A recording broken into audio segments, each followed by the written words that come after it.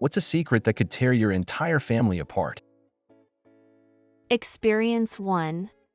A couple of years ago, my family and I met up with my parents/grandma/siblings and their families at a big beach house in North Myrtle Beach for a family vacation. I had gotten really into my ancestry and was doing all kinds of research on top of doing the little DNA kits and all that stuff. These ancestry services link you to folks who you share common ancestry with. SOSO is your fourth cousin. Yada yada. I was sharing some fun harmless findings with my dad, oldest brother, and grandma out on the deck, and then I brought up how I thought it was odd that 3 of my cousins born to my dad's older brother were popping up as my second or third cousins. The middle daughter in that trio had her ancestry stuff done through the same service as me, so her profile was linked to mine immediately. So, I say, why does H show up as a 2ND/3RD cousin if she's my first cousin? Uncle B's daughters should be my first cousins. Grandma gets up without a word and walks into the house and right to her room.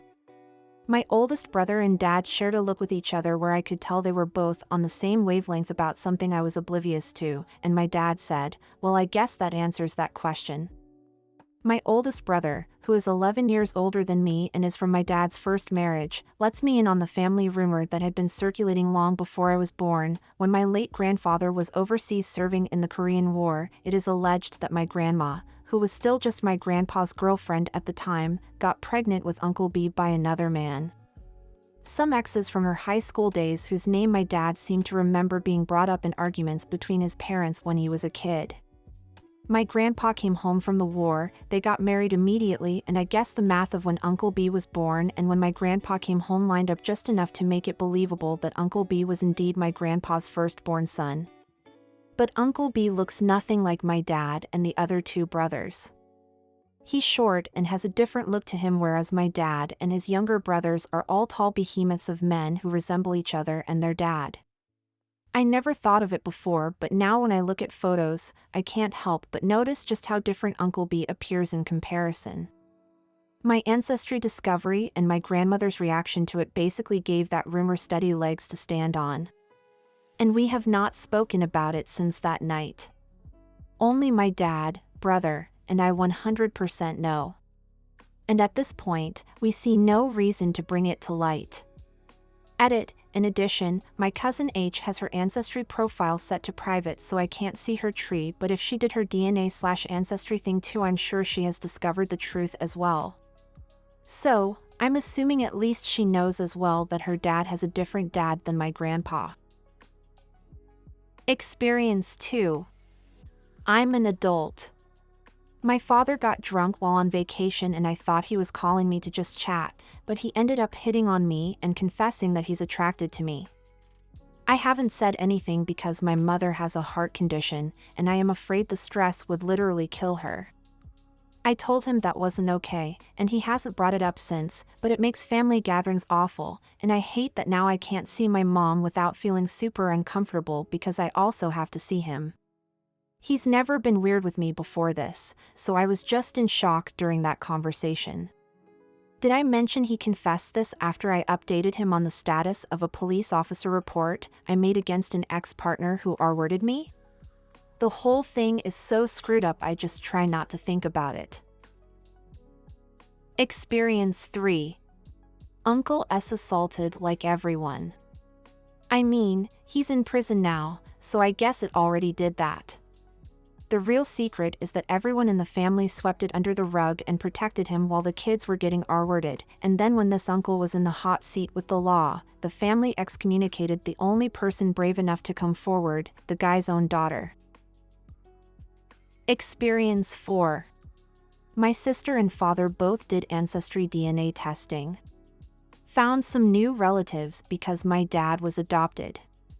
When I mentioned I would do it as well, my mother got very defensive and outright mad, demanding I swear I won't do it. I don't look anything like my dad. Going to be a wild Christmas this year when I get the results back of my test, which I did behind everyone's back. Update: I'll update when results come back in a month or so or longer. I don't know how long it takes. This blew up crazy. Experience 5. My cousin, 26, killed himself because he was screwing his mom. Or his mom was screwing him. My aunt was a women's track coach at a major university. Always indulged in unattainable athletic goals to my cousin, i.e. will get you into the football program at a specialized position as a walk-on, and continued to encourage this delusion after his college career ended at a lower-level college. My cousin was somewhat crazy, but a sweet guy with a big personality. We grew up together as a couple of only children, so like brothers. Even though he lived in the Northeast and I in the South. I miss him terribly. My aunt, by marriage, was divorced from my uncle, and just one of those neurotic and odd people. The last time I saw him at her vacation house, $1 million property, coaching pays well, he was acting weird, and to my surprise, really into drinking, drugs, and strip clubs. As we were pre-partying, his mom, an extremely unsexy person, joined in, dancing all gross. I start to get weirded out. When we returned home and went to pass out, she came into his room, remember, male, 26, and started cuddling and smooching on my cousin. As I realized in WTF, I left the room to sleep on the couch. I was thinking about it in the morning like WTF. Said goodbyes and GTF out of there. He killed himself a couple of months later. Mom gets all of Jesus and God with the funeral and everything. I'm pretty sure I'm the only one in the world who witnessed the behavior. His self-deletion caught everyone completely by surprise and was gut-wrenching. I wonder if anyone, friends of his, or family of mine will read this and know who the hell I'm talking about. As I said, I may be the only one to speculate this. Edit, my family is mostly torn apart anyway, but it is a secret, nonetheless. Experience 6. My grandma is absolutely the alpha in the relationship between my grandparents. They had 3 sons, and their oldest being my uncle named Paul. There are very few moments that we get to talk to my grandfather alone due to my grandma always speaking over him and for him. This one time my grandma was in the hospital due to a recent surgery. Grandpa was talking to us in the hallway, so we asked how they chose the names of our dad, middle child. He explained why, but then told us a secret about how he came up with naming their first son. When he just moved to California, he fell in love with this one girl, and while their relationship didn't work out, he still had a piece of him that still loved her. Her last name was Paul, and he liked that name, so he named his firstborn son after her and never told my grandma about it.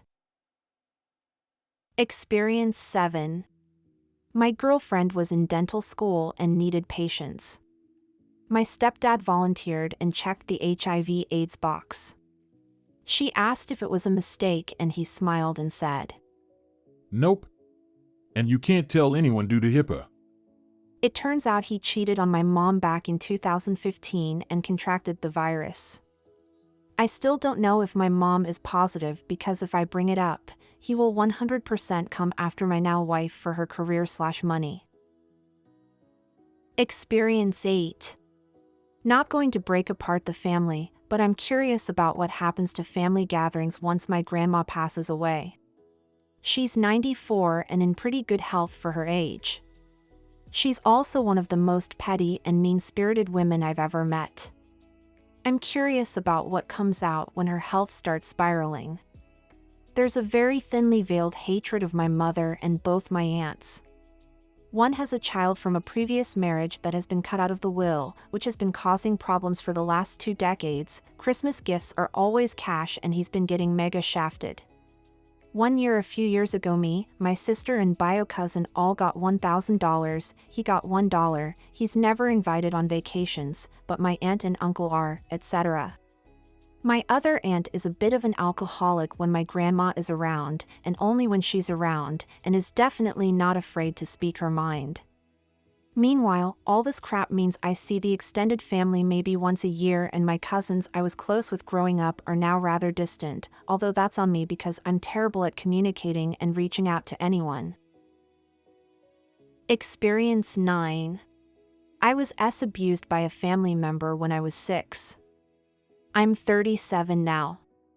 Until a couple of weeks ago, I had never told a soul and had no plan to. I told my therapist, and it has helped a lot. My family doesn't know, though the person who did it certainly does, and we have a very small family. I've been constantly conflicted about opening this topic for discussion. I worry it would rip my family apart and leave me isolated. Edit to add, this is easily the most public I've ever been sharing this information, and I did so hesitantly. It's been a rough burden to bear, and I constantly wonder how much of who I have been shaped and formed by holding this inside and trying to be strong. I thank you all for the kind words and support. Experience 10. So, this wouldn't tear my immediate family apart, but it could hurt some people. I have an uncle who is a thieving, sociopathic, narcissistic piece of garbage. He's almost in his 70s now, but has kids peppered all over the country. Who knows how many, but of all the kids we know about, just one doesn't know she's his daughter. She was adopted and raised by her stepdad and never told any different. She also just so happens to be a teacher at my kid's school. It's really weird seeing her every day and knowing she's my cousin, but I can't say anything. And she looks just like him too. Experience 11. My grandpa assaulted his children. This is known by my grandma, who knew and did nothing, my mom and her siblings. Nobody acknowledges it and acts like one big happy family. The secret though is that back in September, the bits and pieces of what felt like dreams just floating in the back of my mind fell into place, and I now realize they're hazy memories that allude to me also being abused too. I've only shared this with my partner, but part of me wants to go scorch earth and share it publicly because families think silence protects their image, and all it does is protect the predator and make more victims. My anger also wants my mother to realize she just did what her mom did to her, not protecting her daughters. Experience 12. Here's the crappiest comment in this thread. I don't think there's a horror big enough to tear some families apart. 3 of my uncles gang R-worded one of my aunts when they were all kids. My grandmother knew this happened and made her own daughter keep it a secret, forbade her from even telling her own father, because boys will be boys, and it was the 1970s and those boys had futures. It came out a few years after Grandpa passed on. The family just completely shrugged it off like, yeah, well, water under the bridge. Experience 13.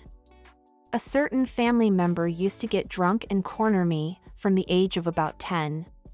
Never actually went all the way, but the innuendos and even outright groping a few times in front of people really did a number on me. The last time it happened was earlier this year, with no groping but contact and heavy innuendo. This person has supposedly stopped drinking due to health reasons, but I truly do fear one day I won't be able to talk my way out of it and will be full-on R-worded. I never told much of anyone in the family because I didn't think they'd believe me or would blame me. The few family members I did tell or who saw concerning behavior/interactions turned a blind eye and made excuses for this person, making me feel like I was overreacting or victimizing myself. My partner is aware and is incredibly supportive and protective. There was always a lead up to it getting on the level of inappropriate it was, so I always knew when it was time to try to remove myself from the situation. But it was never completely avoidable due to not wanting to sacrifice time with my siblings and mother. Experience 14. The sheer amount of crap my family talks behind each other's backs. I'm the youngest of the family and no one thinks I listen, so I've heard everything. It's out of the good grace of my heart that I keep it to myself. I have so much blackmail and use none of it. A shame, really. Edit. Some of you have asked for the juicy details, so here are a few of the best tidbits. The entire family thinks my cousin is an irresponsible dumpster fire and that his fiancée is too good for him. Yes, you read that right, everyone likes the fiancé more than the family member. Yikes. Absolutely everyone hates my dad's parents. We all barely tolerate them for the inheritance. Everyone's hoping they kick it sooner rather than later. It'd certainly make the holidays more pleasant. My aunt is as cheap as they come.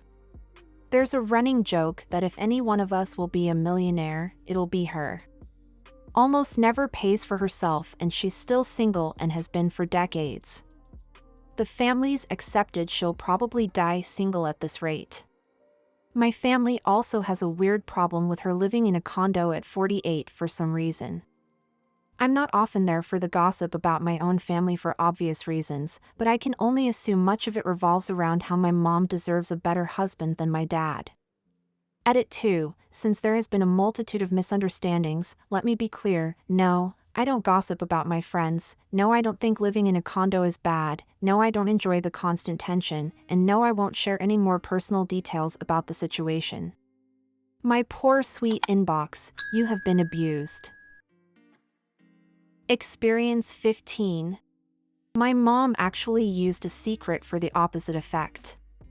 One year my two siblings and I, all in our 20s/30s, were together with my mom out holiday shopping and eating out. Halfway through the night my brother and sister really got into it and started really causing serious damage to the relationship. My mother chose this moment to blurt out that we all had an older half-sister we never knew about and that she had given up for adoption before she met my father. In her defense, it worked. That put an end to their fighting right then and there. Experience 16. I don't know about to tear the family apart, but I'm pretty sure my estranged older half-brother, 20 years older than me, and his daughter tried to wrangle me into some sort of scam. They had both recently gotten out of state prison after doing short stints for drugs. While they were in the slammer, my dad's mom passed away. My dad had already passed, and he was an only child. My grandma had like 3 different life insurance policies that were all paid out according to her wishes, that I know of. Well, my dad's will be never legally executed, and therefore my brother couldn't get any info/payment from my grandma's will or life insurance since my dad wasn't named in them since he had passed. I think they were trying to sue one of the insurance policies stating that the policy hadn't been paid out. Well, they needed my signature to execute my dad's will since I'm named as a child in it so they could have the legal basis to sue. What they didn't anticipate was that I worked for my local sheriff's office at the time. I listened to their bullcrap-ass dumb inmate story and then called the law firm they had hired to make all of this happen. His story was stupid AF too. So, I got all the info I needed and then started making calls. I called the insurance company and the lady I talked to was so nice. She gave me a few well-timed hints and suggestions on who I should call next and told me what she could legally tell me about my grandmother's policy. Made some more phone calls, then called my brother back to get his story again, which still didn't make sense, so I told him what I had found out and they dropped the whole matter all of a sudden. Experience 17. My girlfriend, the love of my life, caught COVID-19 from me and it killed her. We got sick right before the vaccines rolled out. My family knows hers doesn't. Her family is my family too though. It'll be 3 years in February and there's no point in revealing this to them. It would destroy her parents. They tell me they see their daughter when they see me. She had lymphoma for almost 2 years, and I lived with them while I was taking care of her. We've always been close. It eats at me though. Every moment I've shared with them and the rest of her family grieving, it's in the back of my head that I'm the reason for our pain. I'm not afraid of being told to never come back, to never see them again.